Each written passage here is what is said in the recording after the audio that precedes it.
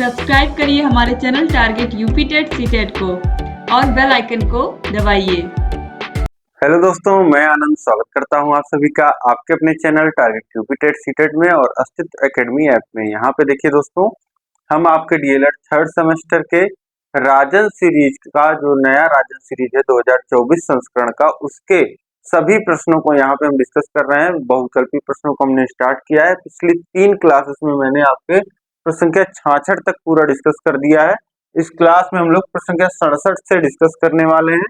उम्मीद है कि अभी तक सभी प्रश्न आपको समझ में आ गए होंगे और आगे की क्लासेस हम देखेंगे। अगर इससे पहले की क्लास अगर आपने नहीं देखी है तो नीचे डिस्क्रिप्शन बॉक्स में लिंक दिया गया है, उस पे मैथ के सामने के लिंक को आप क्लिक करेंगे तो आपको सभी क्लासेस देखने को मिल जाएंगी। और अगर आपको क्लासेस नहीं मिल रही है, ढूंढने में दिक्कत हो रहा है, तो भी आप लिंक के लिए कमेंट कर सकते हैं। आप लिख दीजिए कि मुझे लिंक चाहिए क्लासेस का, तो आपको लिंक का मैं कमेंट में दे दूंगा। ठीक है, तो इस तरीके से कहीं भी कोई भी समस्या आती है तो आप कमेंट करके बताइए, ताकि हम और अच्छे से इन क्लासेस को करा पाए और आपको पूरा से पूरा लाभ हम दिला पाए। ठीक है, तो उम्मीद है अब इस तरीके से स्टार्ट करते हैं हम आज का सेशन। देखिए प्रश्न संख्या 67 है।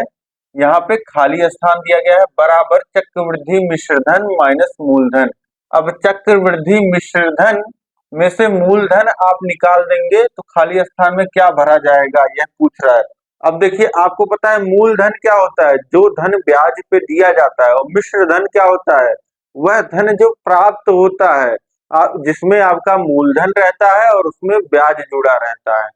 तो अगर हम मिश्र धन में से, चक्रवृद्धि मिश्र धन में से मूलधन निकाल देंगे तो हमको क्या मिल जाएगा, चक्रवृद्धि ब्याज मिल जाएगा, क्योंकि मिश्र धन में मूलधन और ब्याज दोनों जुड़ा रहता है। अब चक्रवृद्धि मिश्र धन है तो चक्रवृद्धि ब्याज हमको मिलेगा, यानी कि ऑप्शन सा जो है यहाँ पे यह बिल्कुल सही हो जाएगा। इसके बाद देखिए अगला प्रश्न हम देखते हैं। प्रश्न संख्या 68 है।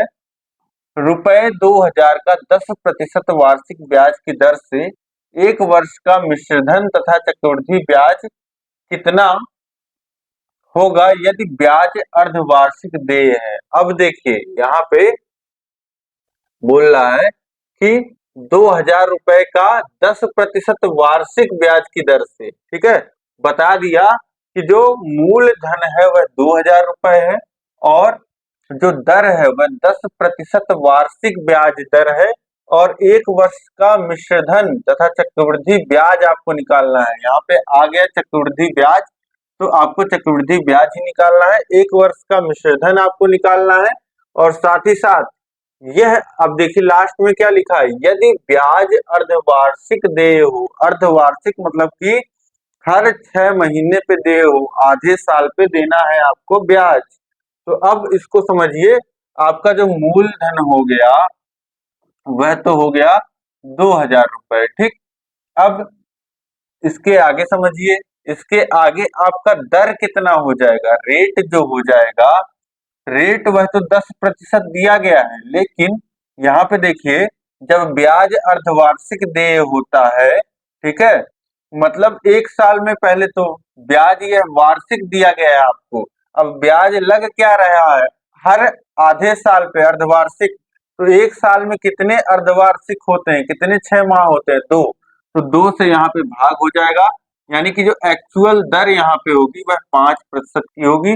और समय देखिए पूछा कि 1 वर्ष का मिश्रधन, तो 1 वर्ष में कितने अर्धवार्षिक होंगे, तो यहाँ पे n की जो वैल्यू हो जाएगी वह 2 हो जाएगी। ठीक है, कितनी हो जाएगी, 2, क्योंकि 2 छमाही होंगे। तो यहाँ से अब फॉर्मूला लगाइए। आपसे क्या पूछा है, आपसे पूछा है चक्रवृद्धि ब्याज कितना होगा, तो वह निकालने के लिए आपको, चक्रवृद्धि ब्याज निकालने के लिए, इंटरेस्ट निकालने के लिए ये हो जाएगा फॉर्मूला आपका P into 1 plus R by 100 to the power N minus P। ठीक है, ये आपका देता है चक्रवृद्धि ब्याज, और ये आपका मूलधन घटा देंगे तो आपको क्या मिल जाएगा, इंटरेस्ट। ठीक है, वैसे फॉर्मूला इतना ही केवल आप लिखते हैं और यहाँ A लिखते हैं। ठीक है, जैसे चक्रवृद्धि मिश्रधन बराबर होता है मूलधन गुणे 1 धन दर बटे 100 के भागा के पावर में आपका समय रहता है और ये p नहीं घटता है। अगर इंटरेस्ट निकालेंगे तो p घटा दीजिए, तो इसी तरीके से ये हो जाएगा इंटरेस्ट आपका। p की वैल्यू कितनी है, मूलधन हमारा 2000 है, 1 प्लस आर। आर कितना है यहाँ पे, आर दर देखिए 5% हो गया है, क्योंकि यह 10% वार्षिक ब्याज था और अब जब ब्याज अर्धवार्षिक देय है तो ये कितना हो जाएगा, आधा हो जाएगा। अब हो गया 5/100 टू द पावर n कितना है 2 और माइनस p कितना है 2000। ठीक, अब इसी को सॉल्व कर लीजिए। इसको सॉल्व करेंगे, देखिए ये है 2000, अब गुणे 5 से 100 को काटेंगे 20 बार में कट जाएगा, और यहाँ पे पूरा हम अगर हर बराबर करते हैं तो यहाँ 20 से गुणा होगा 20 और ये धन 1 कितना हो जाएगा 21, और 21 के घात में 2 है, 21/20 के घात में 2 है, यानी कि 2 बार गुणा हो जाएगा इसी का, 21/20 का गुणा एक बार और हो जाएगा और माइनस 2000। अब ये देखिए ये सारे गुणे में है तो ये नीचे शून्य है तो शून्य कट जाएगा, ये शून्य कट जाएगा। अब यहाँ पे 2 है, 2 से काटिए 20 को, 10 बार में कट जाएगा, फिर इस 2 से काटेंगे ये 10 को तो 5 बार में कट जाएगा। अब देखिए आगे बचा क्या, यहाँ पे बचा है 5 गुणे 21 गुणे 21, ये बराबर है 5 गुणे 21 गुणे 21 माइनस 2000, इतना बचा हुआ है। अब गुणा कर लीजिए, 5 को ऐसे रहने दीजिए और 21 का वर्ग अगर आपको नहीं याद है तो गुणा कर लीजिए, 21 एकन्नम 21, हासिल लगा 2, 21 दूनी 42 और 2 44, 441 होता है 21 का वर्ग और माइनस 2000। अब कैलकुलेट करिए तो 5 और 5 चौक 20, हासिल लगेगा 2, फिर 5 चौक 20 के शून्य आएगा यहाँ पे, 5 और शून्य और फिर 2 हासिल लगा है, 5 दूनी 5 चौक 20 और 2 22 और माइनस 2000। अब देखिए 2205 में से ये घट जाएगा 2000 तो 205 आ जाएगा, यानी कि इंटरेस्ट कितना आ गया, यहाँ पे इंटरेस्ट आ गया 205, जो कि ऑप्शन बा में आपको दिया गया है। यह ऑप्शन बा जो हो जाएगा ये आपका बिल्कुल सही हो जाएगा। यह प्रश्न देखिए अपने में एक अलग किस्म का प्रश्न है ये, क्यों, क्योंकि आपने सिंपल इंटरेस्ट निकाला है, आपने फिर सिंपल मतलब साधारण ब्याज निकाला, आपने कंपाउंड इंटरेस्ट, आपने चक्रवृद्धि ब्याज निकाला।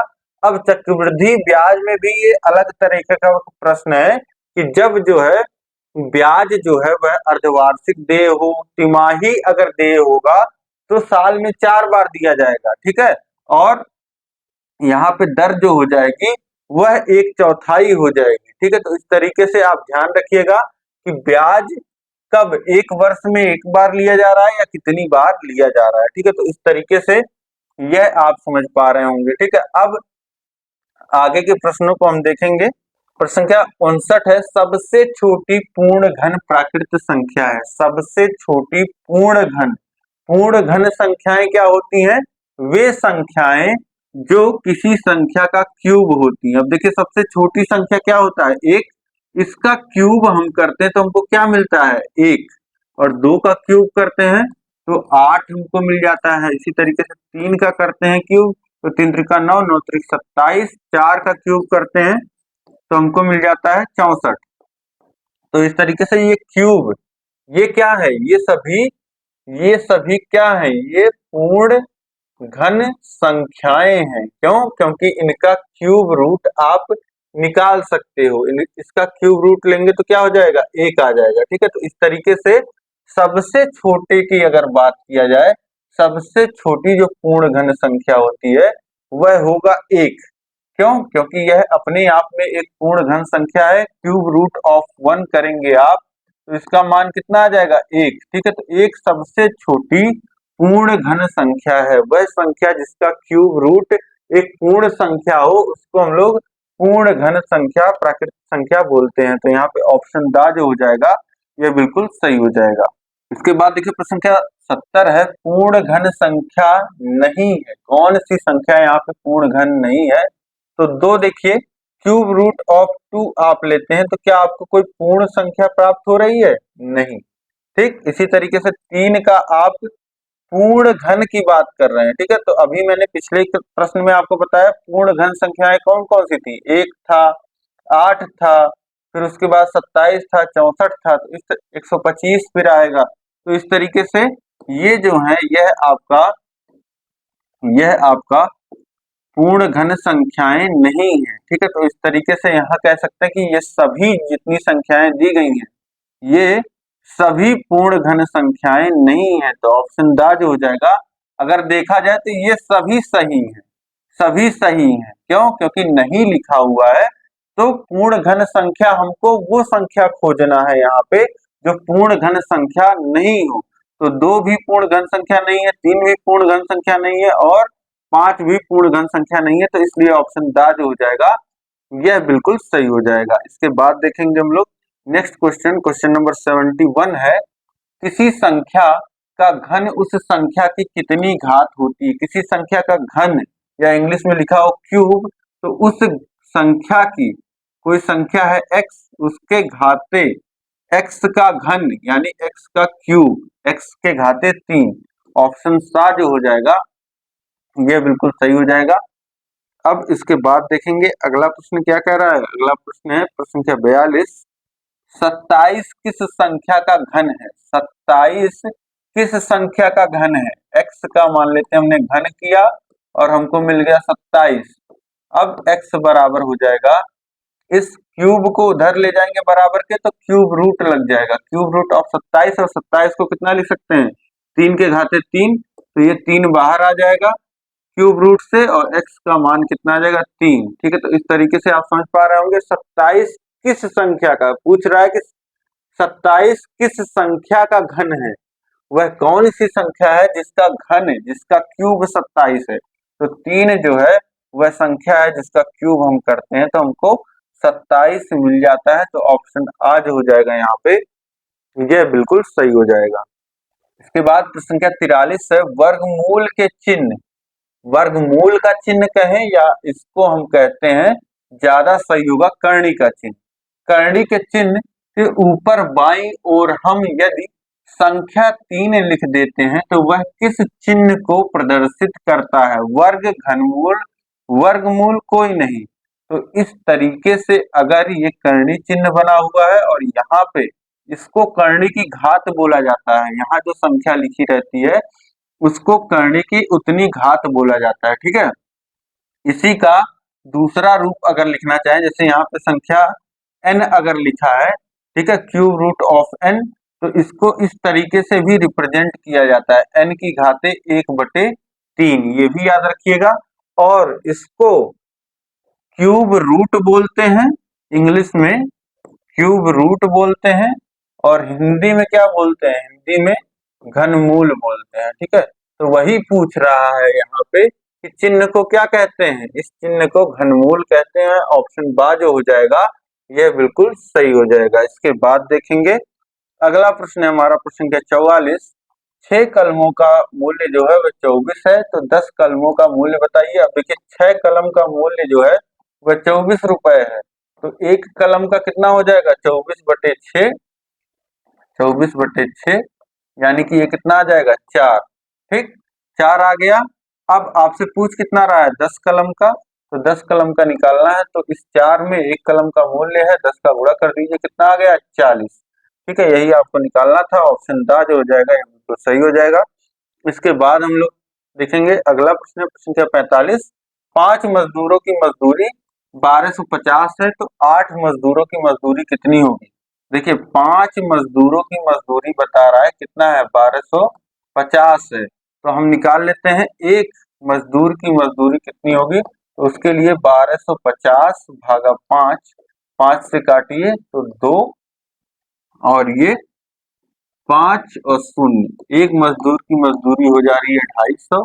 तो फिर उसके बाद 8 मजदूरों की मजदूरी कितनी हो जाएगी, हो जाएगी 8 गुणे 250 और 25 अट्ठे 200 होता है, ठीक, और एक 0 और 2000, यानी कि 8 मजदूरों की जो मजदूरी हो जाएगी वह 2000 रुपए हो जाएगी। ऑप्शन आ जो हो जाएगा ये बिल्कुल सही हो जाएगा।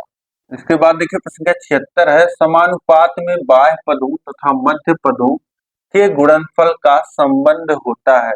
अब समानुपात में क्या होता है, जैसे a अनुपाते b समानुपाते C अनुपाते D अगर लिखा गया है तो यहाँ पे जो बाह्य पद हैं वह A और D है, और जो मध्य पद हैं, जो मिडिल के नंबर्स हैं, वह B और C हैं।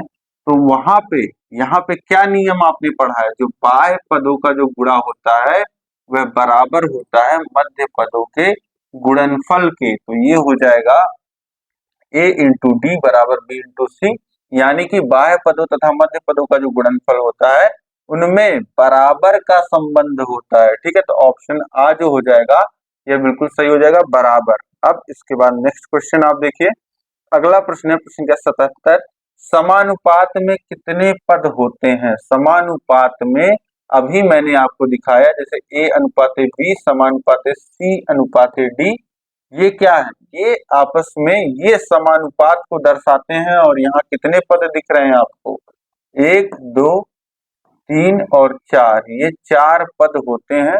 तो यहाँ पे ऑप्शन द जो हो जाएगा 4 पद, ये बिल्कुल सही हो जाएगा। इसके बाद देखिए प्रश्न का 78 है, यदि 6 किताबों का मूल्य 24 है तो 7 किताबों का मूल्य निकालिए। फिर वही प्रश्न आपको लगभग देखने को मिल रहा है। 6 किताबों का मूल्य 24 रुपए है, तो एक किताब का मूल्य आपका हो जाएगा 4 रुपए, और 7 किताब का मूल्य हो जाएगा 4 गुणे 7, 7 चौक 28। यहाँ पे वैल्यू कितनी आ गई, 28। ऑप्शन द जो हो जाएगा यह बिल्कुल सही हो जाएगा। इसके बाद देखेंगे नेक्स्ट क्वेश्चन हम लोग, प्रश्न संख्या 79 है, 2 बटे, ये है 2 बटे के घाते 2 बटे 3 के घाते 5 का अर्थ है।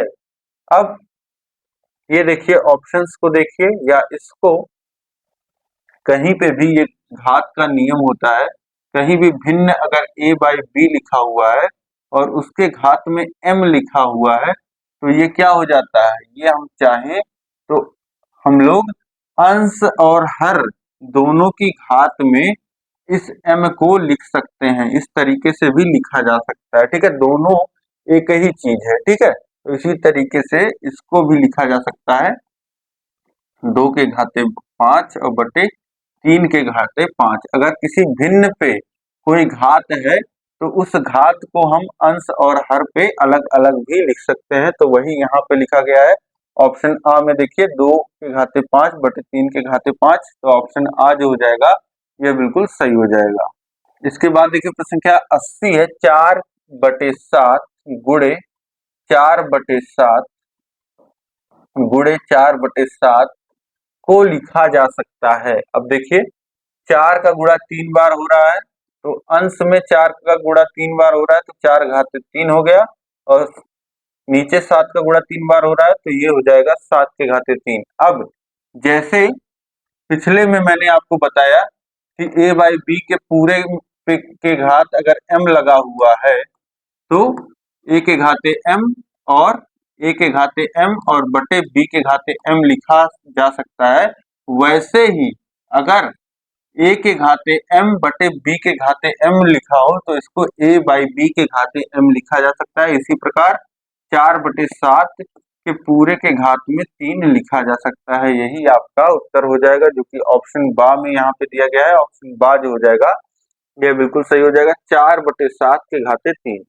इसके बाद देखिए प्रश्न संख्या 81 है, बैंकों को, यहाँ पे देखिए बैंकों के बैंक, बैंकों के बैंक के नाम से जाना जाता है किसको, ये रिजर्व बैंक ऑफ इंडिया या आरबीआई नाम आपने सुना होगा। ये कैसा बैंक है, ये बैंक है, आप अपने नोट को पलट के देखिएगा, जो कितने भी रुपए की नोट है, 10 रुपए 20 रुपए 50 रुपए 100 रुपए, उस पे लिखा होता है रिजर्व बैंक ऑफ इंडिया। ठीक है, ये आपका एक सेंट्रल बैंक है और यही पूरी मॉनिटरिंग करता है। ठीक है, कब कितने पैसे छापने हैं, कब कितना रेट ऑफ इंटरेस्ट रखना है, बैंक जो लोन देते हैं लोगों को वो लोन किस दर पे मिलेगा लोगों को, यह भी डिसीजन कौन लेता है, आरबीआई लेता है। ठीक है, इससे पूरी देश की अर्थव्यवस्था इकोनॉमी जो होती है उसको कंट्रोल किया जाता है। यही पूरी तरीके से जिम्मेदार होते हैं पूरे बैंकिंग सिस्टम को लेकर के। ठीक है, तो यहाँ पे ऑप्शन आ जो हो जाएगा बिल्कुल याद रखिएगा हमेशा, Reserve Bank of India, option आ यहाँ पे सही हो जाएगा। बैंकों के बैंक के नाम से जाना जाता है ये सभी बैंकों को कंट्रोल करता है, इसीलिए इसको कहते हैं बैंकों के बैंक, बैंकों का बैंक, इस तरीके से, इस नाम से बैंकों के बैंक या बैंकों का बैंक कह सकते हैं आप। ठीक है, तो इस तरीके से ये समझ गए आप। इसके बाद देखिए प्रश्न संख्या 82 है, राष्ट्रीयकृत बैंक है Punjab national bank, Allahabad bank या दोनों या कोई नहीं। तो राष्ट्रीयकृत का क्या मतलब है? जिसको स्वीकृति मिली हुई है पूरे इंडिया लेवल पे काम करने के लिए, रिकॉग्नाइज है, उसमें कुछ गवर्नमेंट का शेयर है, तो इस तरीके से इसको हम कह देते हैं राष्ट्रीयकृत बैंक। तो पंजाब नेशनल भी राष्ट्रीयकृत है, इलाहाबाद बैंक भी राष्ट्रीयकृत है। तो यहाँ पे ऑप्शन सा जो हो जाएगा दोनों, ये बिल्कुल सही हो जाएगा। इसके बाद देखेंगे प्रश्न संख्या 83 है, केंद्रीय बैंक कौन सा है? केंद्रीय बैंक अभी हमने पढ़ा जो आरबीआई है वह केंद्रीय बैंक है, वही पूरा मैनेजमेंट देखता है कि किस तरीके से आपका काम होना है। रिजर्व बैंक ऑफ इंडिया यहाँ पे लिख लीजिएगा, ऑप्शन आ जो हो जाएगा यह बिल्कुल सही हो जाएगा, आरबीआई।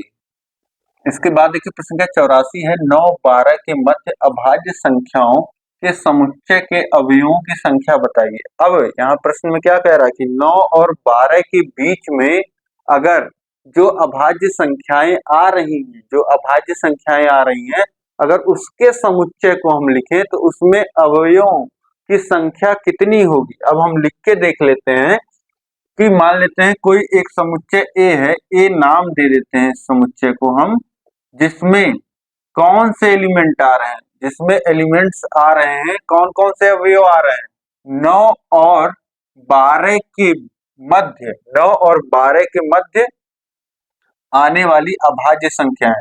तो पहले तो आप देख लीजिए 9 और 12 के बीच कौन कौन सी संख्या आती है, तो दो ही संख्या आती है, 10 और 11। 9 और 12 के बीच में कहा है और 9 और 12 को लेकर के भी नहीं कहा है, 9 और 12 के मध्य, ये ध्यान रखिएगा। अब अभाज्य संख्या क्या होती है? वह संख्या जो केवल खुद से और एक से कटती है वह अभाज्य संख्या होती है। अब इस तरीके से तो 10 जो होता है वह 2 से भी कटता है, 5 से भी कटता है, और तो ये जो हो जाएगा यह अभाज्य संख्या नहीं होगा, यह भाज्य संख्या होगा। अब बचा अकेला एक 11, और 11 को चेक कर लेते हैं तो यह 1 से कटता है और 2 से नहीं कटता, 3 से नहीं, 4 से नहीं, 5 से नहीं, 6 से नहीं, 7 से नहीं, 8 से नहीं, 9 से नहीं, 10 से नहीं, ये खुद 11 से कटता है, मतलब ये एक अभाज्य संख्या है। तो इसको हम यहाँ पे लिख लेंगे, और कोई संख्या है नहीं 9 और 12 के बीच में। तो इस तरीके से ये समुच्चय जो हम बना रहे हैं, एक समुच्चय जो हम यहाँ पे बनाया हमने, इसका मान कितना हो गया, इसमें कितने एलिमेंट आए, इसमें एक एलिमेंट आया जिसका मान है 11। ठीक है, तो इसमें अवयवों की संख्या, एलिमेंट्स की संख्या पूछा है।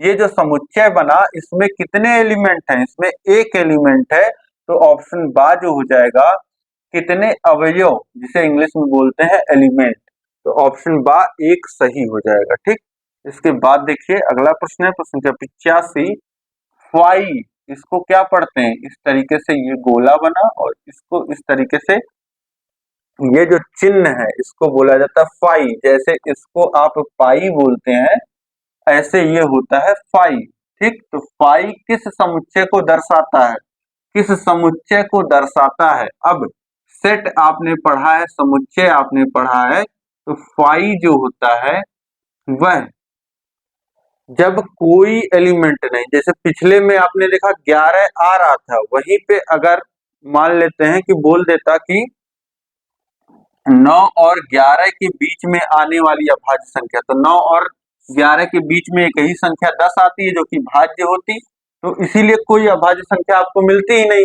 तो आप कह सकते थे कि इसमें कोई एलिमेंट आया ही नहीं, तो इसको या तो इस तरीके से आप दिखाते या तो आप इस तरीके से लिख देते, ए बराबर फाई, ए बराबर फाई। तो फाई का मतलब होता है ऐसा ऐसा समुच्चय जिसमें कोई एलिमेंट है ही नहीं।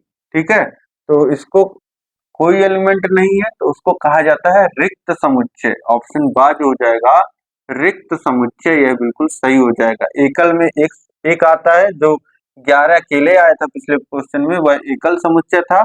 परिमित जिसको माप सकते हैं, अपरिमित जिसको नहीं मापा जा सकता, कितने एलिमेंट हैं। तो इस तरीके से यहाँ पे ये क्या दर्शाता है, फाई दर्शाता है रिक्त समुच्चय को, ठीक है।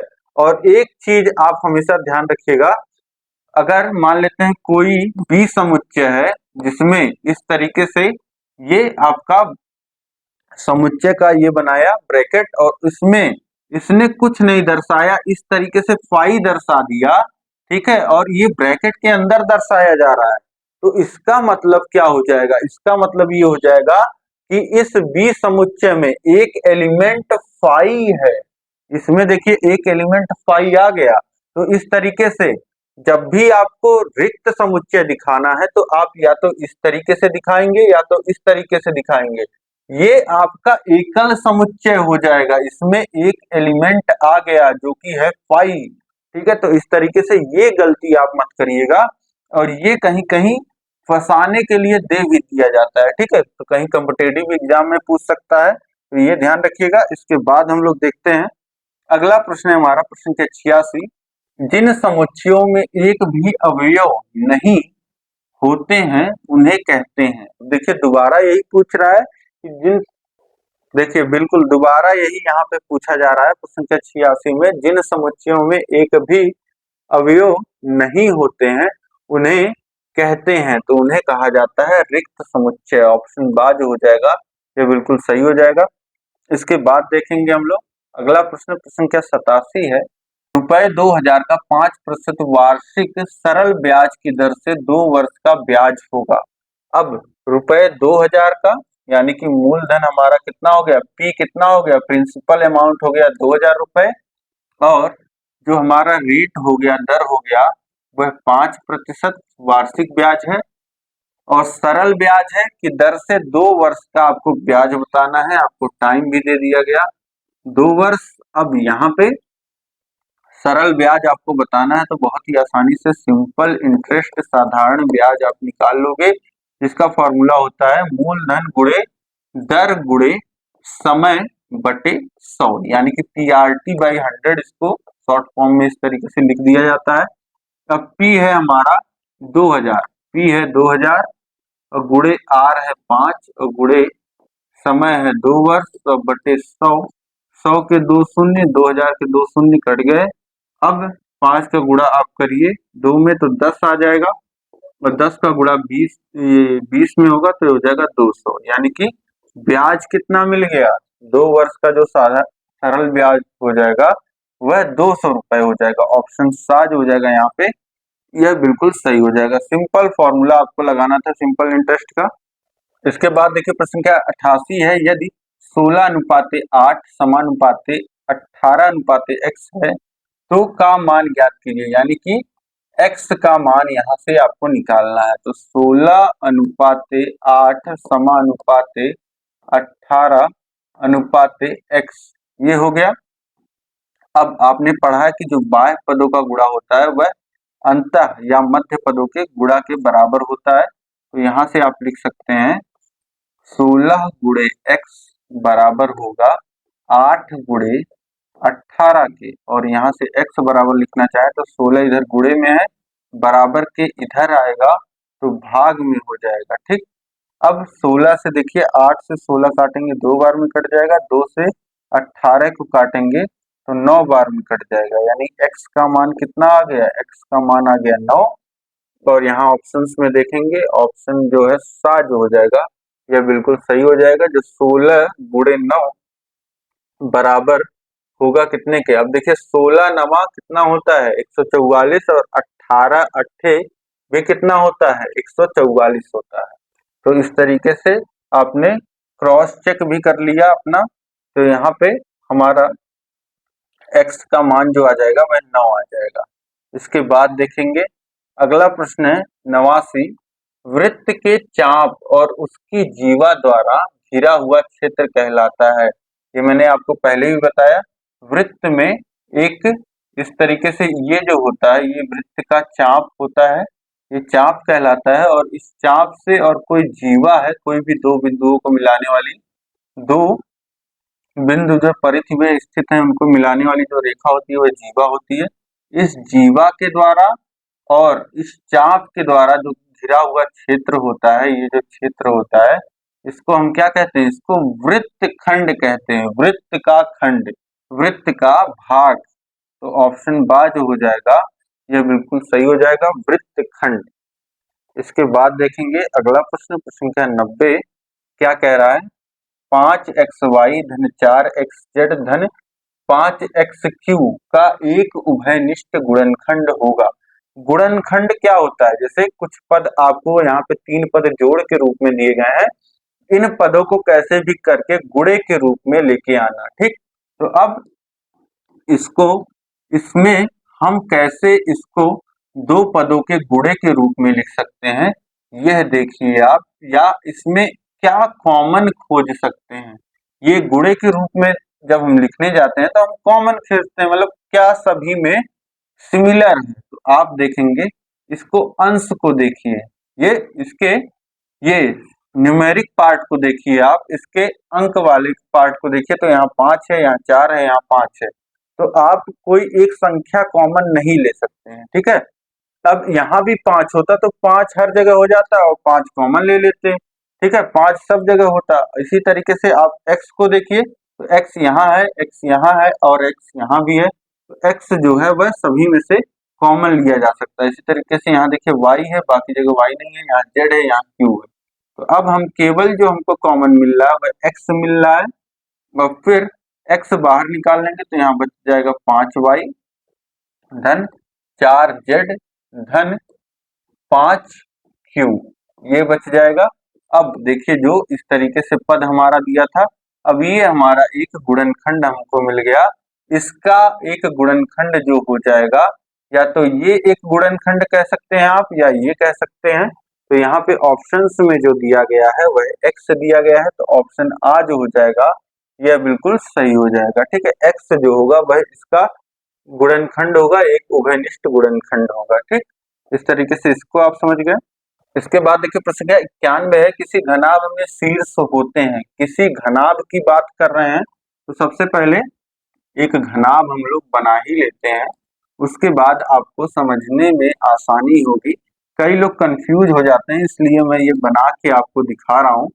देखिए घनाभ यहाँ पे आपको दिख रहा है, ये घनाभ आपको दिख रहा है, या आप अपना चाहें तो कमरा भी देख सकते हैं। ठीक, अब यहाँ पे ये घनाभ, घनाभ में ये आप देखिए, या नीचे आप जहां भी कमरे में है उसके फर्श के किनारे को देखिए, जो एक कोने से दूसरे कोने को मिला रहा है, ये रेखा, ये क्या कहलाती है, ये भुजा कहलाती है।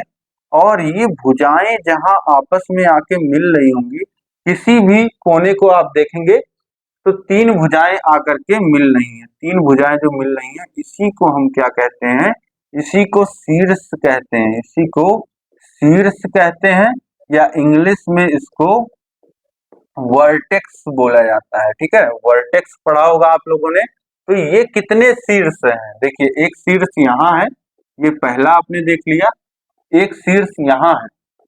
ठीक, फर्श पे आप देखेंगे तो आपको कोने दिखेंगे, एक शीर्ष यहाँ है 3, एक शीर्ष यहाँ है 4, और फिर छत में देखेंगे आप अपने कमरे के, तो ये 5 और ये 6 और ये 7। छतों के कोनों के देखिए, जहाँ पे छतों से भुजाएं जो होंगी, जो लंबाई है और जो आपकी ऊंचाई है और जो चौड़ाई है, जहाँ पे मिल रही है छत के कोने पे, उसको आप देखेंगे तो वो आपको शीर्ष दिखेगा। तो इस तरीके से कितने शीर्ष हुए, 8 शीर्ष होते हैं, और ये भुजा कहलाता है। ठीक है, ये भुजाएं कितनी होती हैं, 12 भुजाएं होती हैं, 4 ये, 4 खड़े में और 4 ये। ठीक, तो ये 12 भुजाएं होती हैं।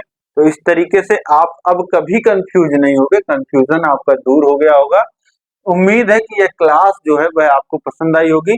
अब इस क्लास में हम इतना ही रखते हैं, आगे के जो बचे हुए प्रश्न हैं वह हम अगले क्लास में डिस्कस कर लेंगे, और सभी बहुविकल्पी प्रश्न हमारे समाप्त हो जाएंगे। उम्मीद है कि यह क्लास आपको बहुत अच्छी लगी होगी। इस क्लास को देखिए आप लाइक कर दीजिए, पूरे मेहनत से, पूरे शिद्दत से मैं आपके लिए काम कर रहा हूँ। और आपको इस वीडियो को जरूर लाइक करना है, अपने दोस्तों में शेयर करना ही करना है, कम से कम 5 मित्रों में, सभी ग्रुपों में शेयर कर दीजिए, ताकि इसी तरीके से आसान भाषा में सभी लोग इन क्लासेस को पढ़ पाएं, इनका लाभ ले पाएं। और चैनल को अभी तक अगर आपने सब्सक्राइब नहीं किया तो सब्सक्राइब करके क्या कर रहे हैं आप, सब्सक्राइब करिए तुरंत। और अभी तक अगर आपने ऐप को डाउनलोड नहीं किया है तो ऐप को डाउनलोड कर लीजिए, वहां पे सारी सुविधाएं, इस राजन सीरीज का, पवन सीरीज का आपको पीडीएफ मिल जाएगा, हैंड रिटन नोट्स का पीडीएफ मिल जाएगा, जो भी हमने पढ़ाया है, क्लासेस लिया है, उसका नोट्स आपको पीडीएफ में मिल जाएगा। हर एक चैप्टर के बाद आपको टेस्ट सीरीज मिल जाएगा, टेस्ट देखने को मिल जाएगा, और सभी सुविधाओं का वहां पे आपको अपने डाउट्स भी देखने को मिलेंगे, किस तरीके से आप सॉल्व कर पाएंगे, अगर कोई डाउट होगा तो आप पूछ पाएंगे। अब हम लोग मिलेंगे नेक्स्ट क्लास में, इसी तरीके से सभी लिंक जो है मैं नीचे डिस्क्रिप्शन बॉक्स में दिए गए हैं, सभी विषयों को पढ़िए, और कहीं भी कोई भी समस्या आ रही है तो मुझे कमेंट करके बताइए। ये क्लास आपको कैसी लगी आप मुझे जरूर कमेंट करके बताइए। मिलेंगे हम लोग नेक्स्ट क्लास में। जय हिंद, जय भारत।